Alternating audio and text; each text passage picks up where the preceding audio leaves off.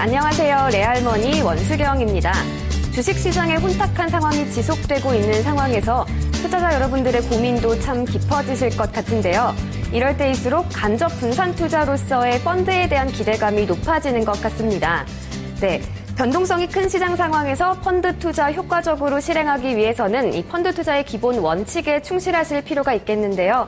저희 레알머니 함께 하시면서 펀드 투자의 기본 원칙 다시 한번 짚어보시고 성공적인 투자를 위한 아이디어 얻으셔갔으면 좋겠습니다. 네, 오늘은 저희 레알머니 통해서 펀드에 관련한 이야기 나눠볼 건데요. 리더스코인스 서울재무설계센터의 김희규 센터장님 모셨습니다. 센터장님 안녕하세요. 네, 안녕하십니까. 네, 오늘 저희 레알머니 처음 방문해 주셨는데 앞으로 펀드 투자에 대한 많은 조언과 정보 부탁드리겠습니다. 네, 제가 부탁드리겠습니다.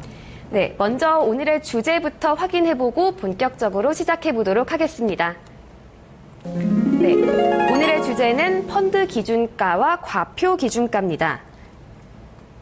네, 본격적인 이야기 나눠보기 전에 먼저 우리나라 주식시장 상황 한번 짚어보고 싶은데요.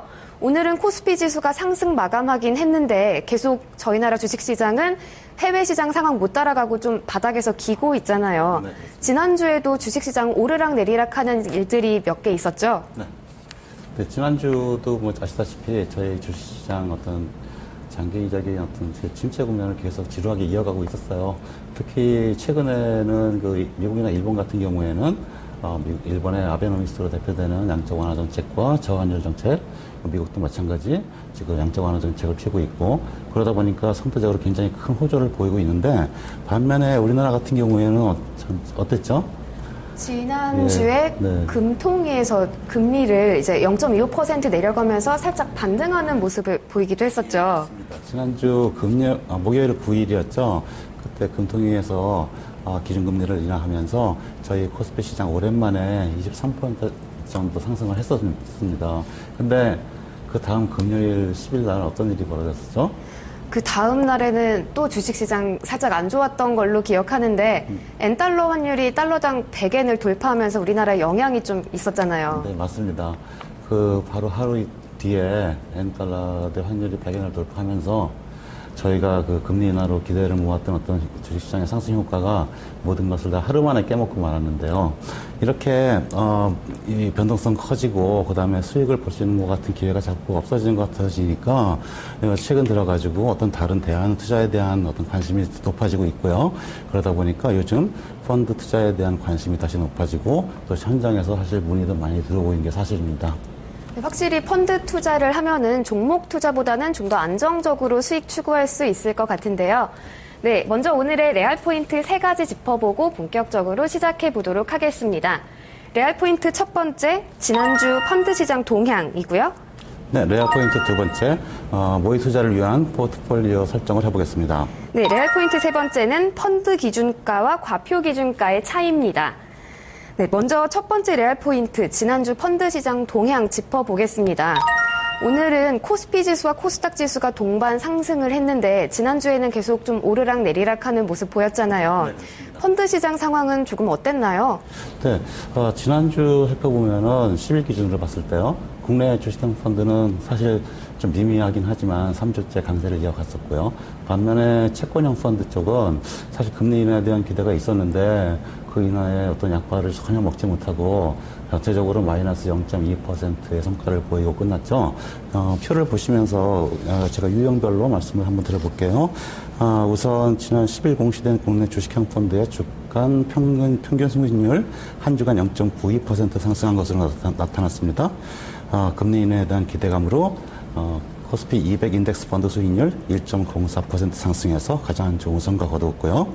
중소형 주식펀드 코스닥 지수가 750 돌파했죠. 거기에 힘입어서 1.03% 상승했습니다. 배당 주식펀드 마찬가지 1.03% 상승하면서 무난한 성과를 보여줬었죠. 순자산 100억 이상 펀드 중에서 한 주간 가장 좋은 수익 낸 펀드 삼성코덱스 조선주 상장지수 펀드인데요. 5.7%의 수익을 거두었습니다. 이 밖에 지난주는 한동안 약세이던 철강과 에너지 그리고 화학 관련된 분야에 투자를 하는 펀드들이 상대적으로 강세를 보인 한 주였습니다. 최근에 이제 STX가 채권단 자율협약 시작하면서 네. 조선주가 상당히 안 좋은 영향 받을 거라고 생각을 했는데 네. 그래도 워낙 저금리다 보니까 조선 ETF 찾으신 분들이 참 많은 것 같습니다. 네. 그러면 해외 시장에서는 계속 좀 훈풍이 불어오고 있는 것 같은데 해외 펀드 시장 상황은 좀 어땠나요? 네, 해외 좋았죠. 전반적으로. 미국, 일본 같이 주요국들의 경제 지표가 워낙 호조를 보이고 있고요. 그러니까 투자 심리도 살아나고 하기 때문에 해외 주식형 펀드 전체적으로는 지난주 2.41%의 수익을 올리는 결과를 가져왔습니다. 특히 해외 펀드 중에서는 러시아 관련 펀드가 3.5% 이상 상승하면서 강세를 보였는데요. 그 이유로는 유럽 중앙은행이 금리 인하 발표했고요. 거기에 더해서 러시아 정부가 조만간에 대대적인 경기 부양책을 발표할 것이다 라는 어떤 기대감이 작용한 것으로 분석이 되고 있습니다. 미국 보면은 미국 주식 펀드는 다우존스 인더스트리얼과 S&P500이 최고치를 중신했었죠. 그러니까 투자 심리가 많이 살아나면서 2.88% 상승하는 결과로 끝났고요. 중국 쪽 보게 되면 중국 지금 이슈가 있습니다. 3월 달에 중국 정부가 예고를 했었어요. 이제 위안화 적격 외국인 기관 투자자 제도라고 해서 영어로는 RQFI라고 하죠. 그 제도를 입법 예고를 했었는데 이제 시행세칙이 발표가 됐어요. 그게 발표가 되면서 그거에 대한 어떤 기대 심리 때문에 2.68% 상승했는데요. RQFI가 시행이 되게 되면은 그 제도를 통해서 외국인 기관 투자자들로부터 약 2천억 위안 이상의 추가적인 투자가 이루어질 거라고 기대가 되고 있습니다. 물론 일본 증시 좋았습니다. 2.14% 성장을 기록했는데요. 이처럼 전반적으로 해외 증시는 강세를 보였습니다. 순자산 100억 이상 펀드 중에서 주간 베스트는 홍콩 H지수 상승분에 투자하는 미래에셋 인덱스로 차이나 H레버리지 2.0 자펀드인데요. 한 주간 7.96%의 성과를 올렸습니다. 아무래도 중국의 경우에는 이런 정부 정책이 있기 때문에 앞으로 조금 더 상승할 수 있을 걸 기대해 볼 수 있지 않을까 싶은데요. 인컴 펀드도 지난주에 이어서 계속해서 강세를 이어갔다고요? 네, 그렇습니다. 요즘 두드러지게 나타나고 있는 현상 중에 하나가 주식시장의 어떤 수익 기회가 상대적으로 적어지면서 매매 차익의 수익을 보상할 수 있는 인컴 펀드들이 많이 각광을 받고 있어요. 사실 그래서 인컴 펀드가 많이 설정이 되고 또 자금도 꾸준히 유입이 되고 있는데 한 가지 유형을 보고 패턴을 보게 되면은 저희 지금 인컴 펀드는 대부분 해외 채권형 펀드들을 위주로 해서 이제 자금 유입이 이루어지고 운영이 되고 있고요. 또 한 가지 재미있는 것은 저희가 공모 펀드보다 어떤 사모 펀드들이 굉장히 활성화돼서 움직이고 있다는 게 하나의 재미있는 점이라고 생각을 합니다. 인컴 펀드에서 이렇게 사모 펀드들이 더 인기 있는 이유는 뭔가요? 아무래도 인컴 펀드는 어떤 일반 주식형 펀드처럼 특정한 기대 수익률의 범위가 넓잖아요. 근데 인컴 펀드 같은 경우에는 보통 채권형으로 가면서 채권의 수익률을 약간 상회할 수 있는 펀드 운용을 통해서 할 수 있는 한 10% 초반대 수익을 기대하고 있기 때문에 그런 정도라면 사모펀드가 가능하죠. 왜냐하면 그런 특성을 가지신 분들이 따로 모여서 요즘 사모펀드야 15만 운영을 해주니까 그런 식으로 모여서 자기들이 원하는 원칙으로 운영하게 하는 그런 거를 많이 하고 있습니다. 네, 한 주간 펀드 시장 동향 살펴봤는데요. 역시 코스닥 지수가 코스피보다 힘을 받고 있는 만큼 중소형주의 성장세가 눈에 띄었고요. 해외 시장에서는 러시아를 중심으로 성장하는 모습 보이는 걸 확인할 수 있었습니다. 그럼 이번에는 두 번째 레알 포인트로 넘어가 보도록 하겠습니다. 네, 펀드 포트폴리오 설정인데요. 센터장님, 저희가 이제 이번 주부터 새롭게 모의 투자를 시작해서 그 포트폴리오를 구성을 해봤잖아요. 먼저 포트폴리오에 담긴 상품부터 한번 살펴보려고 하는데 가치 투자형 상품과 배당주 투자형, 인덱스형, ETF, 그리고 글로벌 하이힐드 채권형까지 이렇게 서로 다른 5개 상품을 담아주셨는데 이렇게 선택하신 이유가 있으신가요? 네, 있습니다. 이번 주부터 저희가 모의 투자를 할 텐데요. 저희가 모의 투자하는 목적 먼저 말씀을 드릴게요. 저희는 이 모의 투자를 통해서 어떤 펀드 운영을 통해서 최고의 수익률을 낼 수 있는 어떤 포트폴리오 운영에서 수익률을 보여드리겠다는 데 주목을 하지 않고요. 사실 저희가 의도하는 바는 서로 다른 유형의 펀드들을 조합을 해서 운영을 하면서 그 다른 유형의 펀드들이 시장 상황의 변동에 따라서 어떻게 움직여 나가나 하는 운동 방식을 살펴보고요. 그래서 그 양상을 발견해내고 그런 관찰을 통해서 좀 더 효율적인 투자를 할 수 있는 어떤 방법과 아이디어를 드리는 데다가 주안점을 두려고 합니다. 네, 그럼 저희가 이렇게 5가지 유형의 상품을 골라봤는데 이제 네. 각각의 상품이 어떤 상품인지 유형과 특징 그리고 수익률까지 한번 살펴볼까요? 네, 그렇게 하죠. 먼저 가치 투자형으로는 저희가 KB 밸류 포커스 증권 자투자 신탁 클래스 A 선택했습니다. 패밀리 전체적으로 운용 규모가 2조가 넘는 상당히 초대형 펀드입니다. 지난 1개월간은 6.99%, 1년 수익률 20.9%, 3년간 연환산 수익률 19.9%의 성과 보이고 있고요. 배당주 투자형으로는 아마 국내 주식형 펀드 중에서 대표 주자 중에 하나죠. 신형 밸류 고배당 증권 투자 신탁 클래스 C1 선정했는데요. 운영 기간이 상당히 오래됐습니다. 벌써 이제 10년을 넘어서고 있는데요. 그만큼 오랫동안 시장에서 검증을 받은 펀드입니다. 지난 1개월 수익률 6.67, 1년간 수익률 27.67, 그리고 3년 연환산 수익률 12.71% 거두고 있습니다. 이렇게 앞에 두 가지 펀드는 액티브 펀드죠. 그 반면에 세 번째 펀드는 저희가 지수를 추종하는 인덱스 펀드 설정했습니다. 인덱스 펀드의 기본에 제일 충실하다고 보이는 교보학사의 파워 인덱스 증권 투자 신탁 1 클래스 A형 선택했습니다. 3년간 연환산 수익률 6%에 육박하는 5.95%의 수익률을 거두고 있습니다.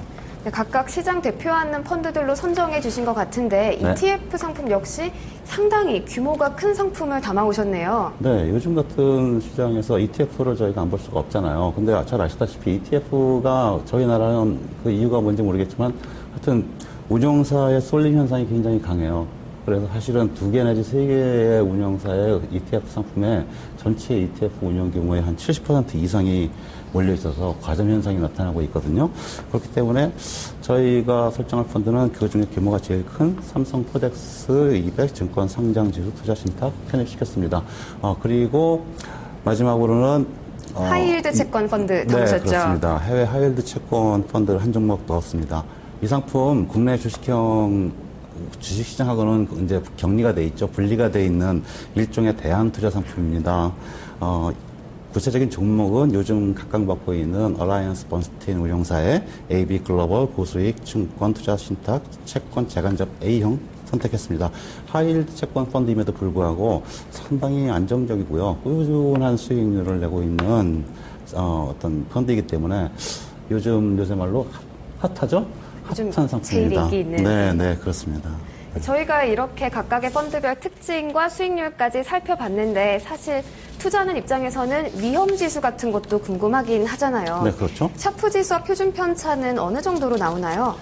네, 펀드 선택하실 적에는 뭐 수익률도 데이터도 중요하지만 또 그 펀드가 얼마나 안정적이냐 그런 어떤 안전도도 저희가 살펴보셔야죠. 네. 보통 안전도를 볼 수 있는 지수는 여러 가지 지수들을 사용하고 계신데 사실 일반적으로는 이제 수익률의 표준 편차 그리고 샤프 지수를 사용하시는데요. 샤프 지수라는 거 다 아시겠지만 간단히 한번 다시 설명드리면은 샤프 지수는 표준 편차를 사용하고요. 표준 편차 대비 그러니까 펀드의 수익률의 비율을 가지고 계산하는 건데요. 일반적으로 해석을 하실 때는 샤프 지수가 좀 더 높으면은 이 펀드가 좀 어떤 상황에서 좀 더 안정적으로 보다 좋은 수익률을 낼 수 있겠구나라는 식으로 해석을 하시면 돼요. 그래서 한번 샤프 지수를 저희가 한번 살펴보겠는데요. 먼저 KB 밸류 포커스 증권 자투자 신탁 같은 경우에 이 표가 제가 제시를 해드릴 건데요. 예, KB 밸류 예. 포커스 증권 자투자 신탁은 지금 샤프 지수가 어느 정도로 나오는 건가요? 샤프 지수가 지금 저희 3개월 동안은 4.16을 기록했고요. 1년 1.49, 3년에서 1.05 정도 됩니다. 그 퍼센트 순위는 무슨 말이냐면은, 이제 전체적으로 같은 유형의 펀드들 중에서 샤프 지수의 전체적인 백분율 성적을 냈을 적에 상위 몇 프로에 속하는 건데 이거는 제일 높을수록 좋거든요.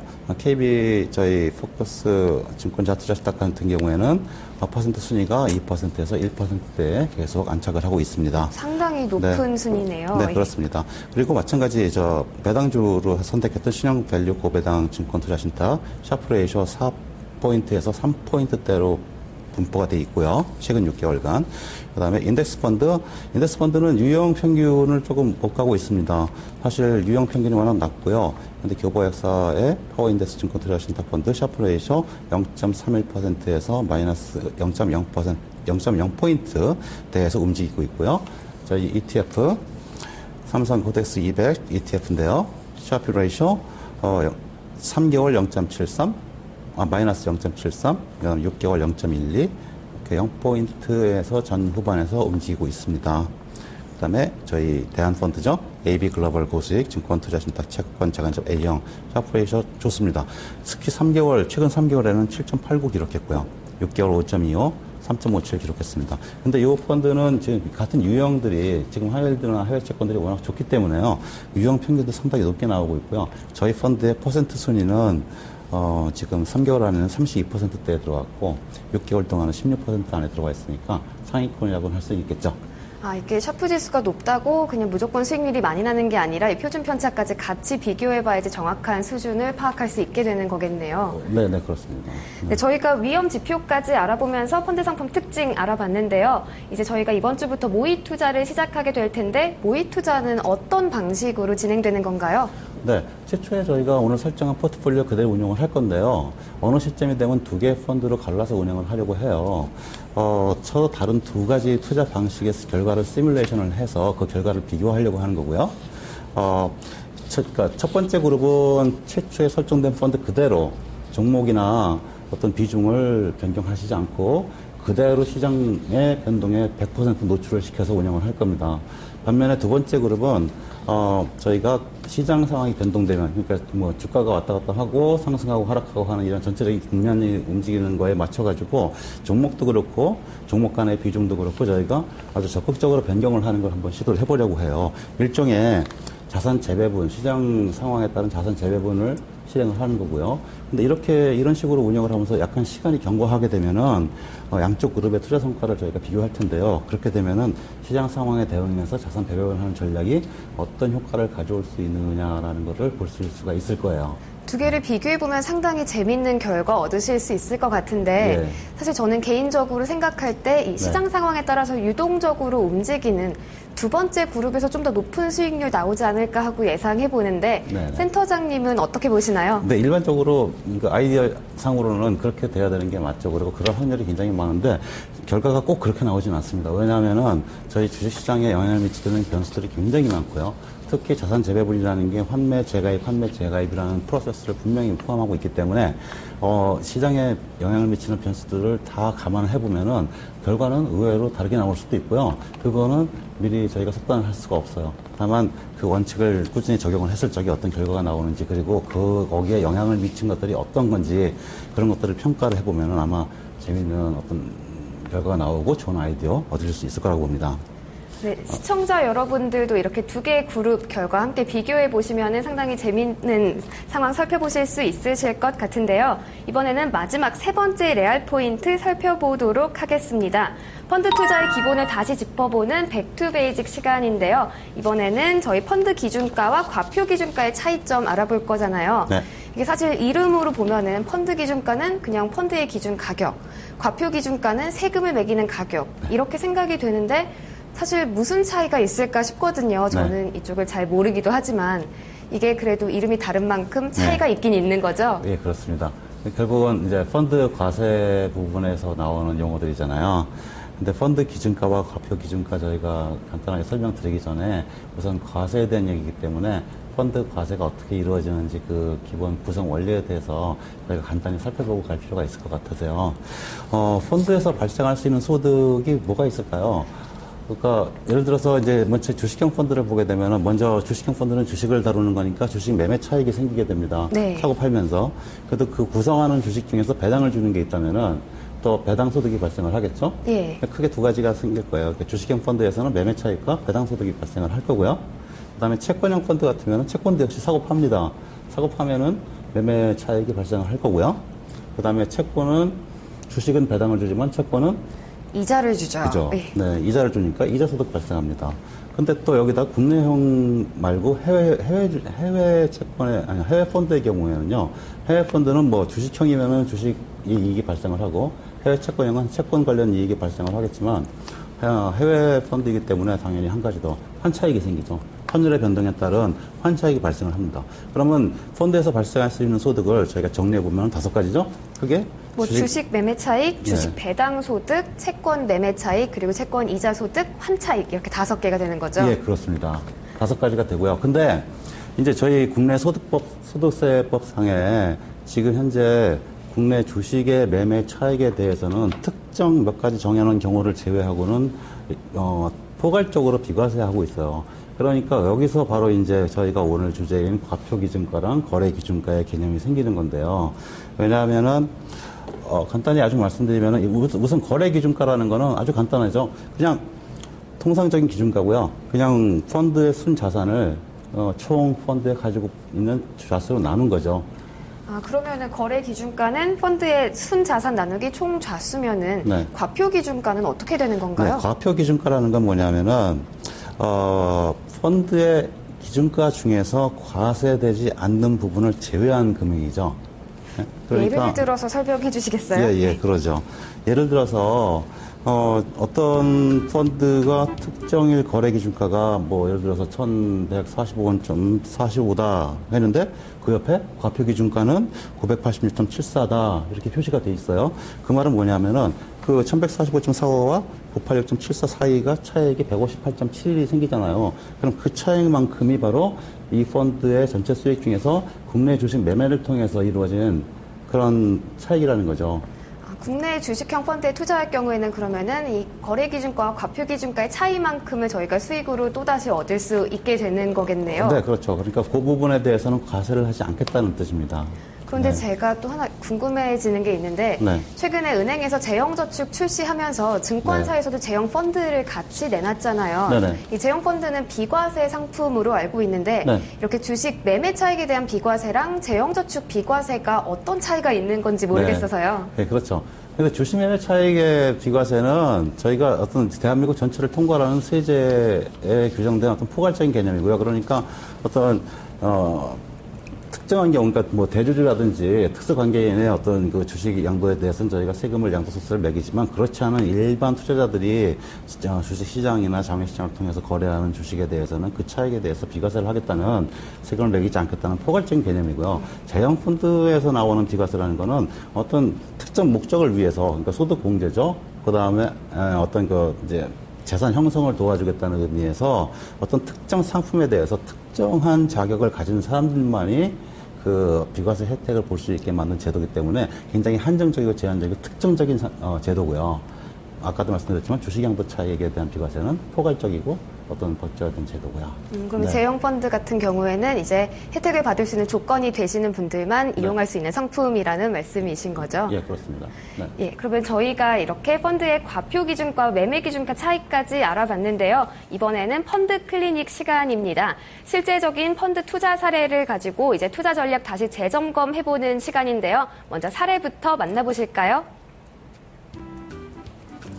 안녕하세요. 저는 지난해 10월 은행에 갔다가 금에 투자하면 수익성이 좋을 수 있다는 은행 직원의 설명을 듣고 KB스탁 골드 특별 자산 신탁 클래스 A에 1,000만 원을 투자했습니다. 그런데 지금 벌써 약 15%의 손실을 본 상태인데요. 어떻게 해야 할지 참 고민입니다. 실은 제가 올해 말에 결혼을 하거든요. 결혼 준비를 위해서 마련한 자금인데 정말 난감합니다. 이 펀드 제가 어떻게 해야 할까요? 네, 최근 금값이 계속 하락하시면서 이렇게 금펀드 투자하신 분들 비슷한 고민 많이 하실 것 같은데요. 이 사례에서는 특히 올해 말에 결혼을 앞두고 있다고 하니까 정말 많이 고민되실 것 같아요. 결론적으로 이거를 좀 가지고 있는 게 나을까요? 팔아버리는 게 나을까요?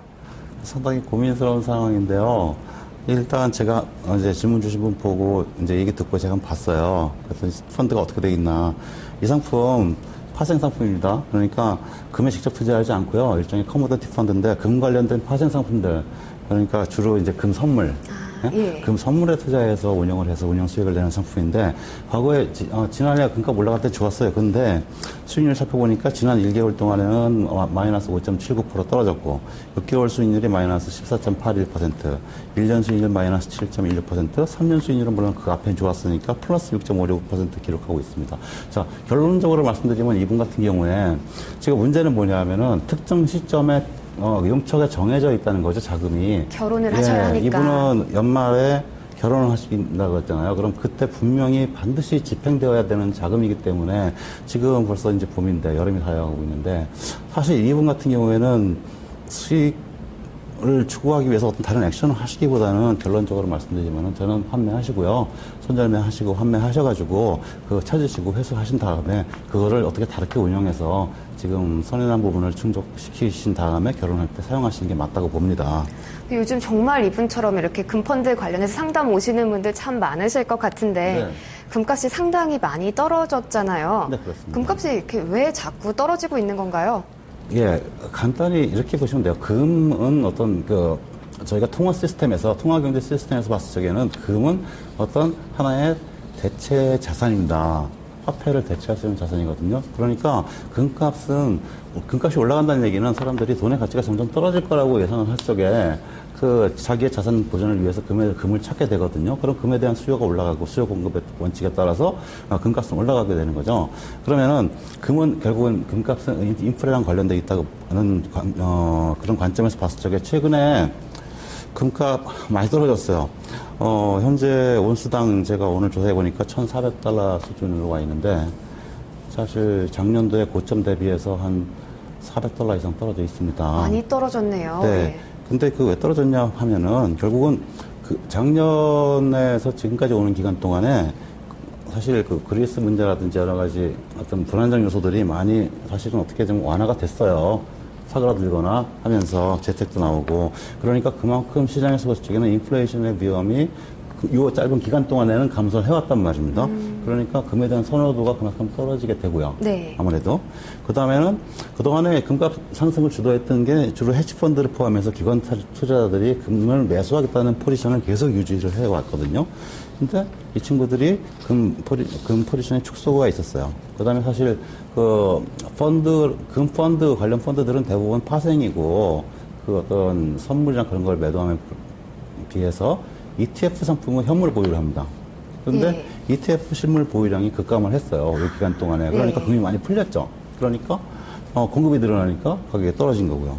그러니까 한마디로 그동안에 금융시장의 안정성을 이렇게 영향을 줄 수 있는 어떤 이벤트들은 점점 줄어들고, 그러니까 인플레이션 위험이 두드러지지 않아 보이고, 그러니까 금값이 쭉 떨어져 왔던 거죠.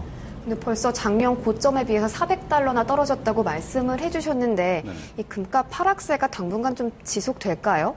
근데 그거는 쉽게 예단할 수는 없지만 추세를 보고 어떤 전체적인 수요 공급의 논리에 충실해서 봤을 적에는 저는 결국은 올라갈 거라고 봐요. 왜냐하면은요, 수급 측면에서 봤을 적에 더 이상 가격이 하락할 것 같지는 않습니다. 왜냐하면요, 올 초에 이제 이렇게 금값이 상당히 뚝뚝 떨어지다가 이렇게 조정을 받으면서 어느 정도 안착이 됐는데 그 조정 과정에서 보면 어떤 그 전에 투기적인 매수 포지션과 ETF의 금 보유량이 많이 줄어들었고요. 그래서 향후에 잠재적으로 시장에 출현할 수 있는 매물이 상당히 많이 줄어 있다고 보이고요.